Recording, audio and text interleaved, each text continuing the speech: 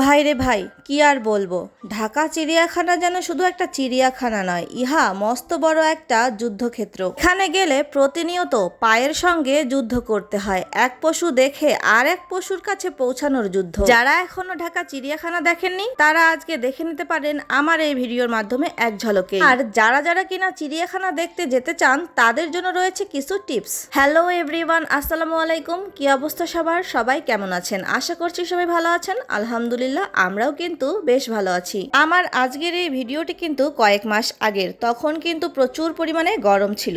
আর আজ আমরা যাচ্ছি চিড়িয়াখানা দেখতে।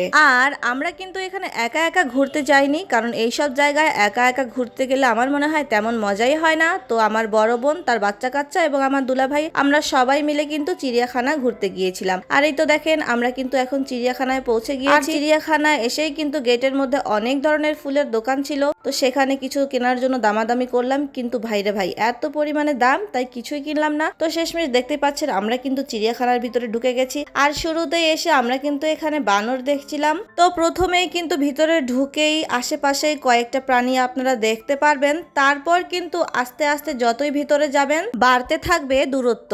এক প্রাণী দেখে আর এক প্রাণী দেখার জন্য আপনাদেরকে পাড়ি দিতে হবে দীর্ঘ পথ।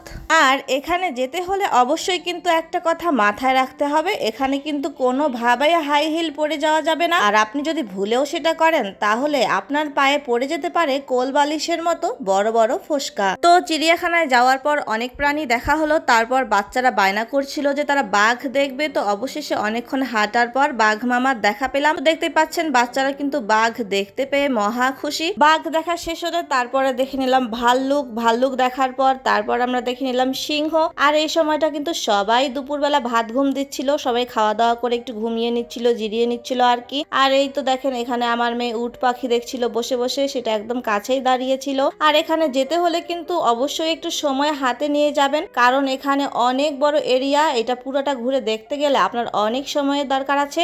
আর আপনি যদি ঢাকা চিড়িয়াখানায় ঘুরতে যান তাহলে অবশ্যই কিন্তু আপনাকে সঙ্গে প্রয়োজনীয় কিছু জিনিসপত্র রাখতেই হবে, কারণ ভেতরে কিন্তু সব জিনিসপত্রের অনেক বেশি দাম। আর এই তো আমরা এখানে ময়ূর দেখা শেষ করে তারপর জিরাফ দেখতে গেলাম। আর জিরাফ ভাইয়েরা দেখেন কিরকম করে কোলাকুলি করছে, আর এরা এত বেশি লম্বা, এদেরকে কাছ থেকে দেখার জন্য আমরা সিঁড়ি বেয়ে একদম উপরে উঠে আসলাম। আর এই তো দেখেন এখন এদেরকে অনেক কাছ থেকে দেখা যাচ্ছে। আর হ্যাঁ, একটু আগে যে কথাটা বলছিলাম, আসলে এখানে জিনিসপত্রের এত বেশি দাম, সবকিছুরই একদম দ্বিগুণ দাম চায়। তাই এখানে আসার আগে অবশ্যই প্রয়োজনীয় খাবার দাবার এবং পানি সঙ্গে রাখবেন। আর ভেতরে কিন্তু তেমন কোনো খাবারের দোকানও পাবেন না। আর এরিয়াটা যেহেতু অনেক বড়, তাই সহজে কোনো কিছু এখানে মিলবেও না, তাই প্রয়োজনীয় জিনিসপত্র সঙ্গে রাখাই শ্রেয়। আর আমরা যে সময় চিড়িয়াখানা দেখতে গিয়েছিলাম তখন কিন্তু প্রচুর পরিমাণে গরম ছিল, আর এত গরমে সেখানে না যাওয়াই ভালো আমার মনে হয়। আমরা যখন গিয়েছিলাম তখন যেহেতু অনেক বেশি গরম ছিল, তাই হাঁটতে হাঁটতে আমাদের সবার পিপাসা পেয়ে গিয়েছিল। তারপর আমরা আইসক্রিম আর পানি কিনে খেয়েছি, কারণ আমরা সঙ্গে কোনো কিছুই নেইনি। আর এইটা ছিল আমাদের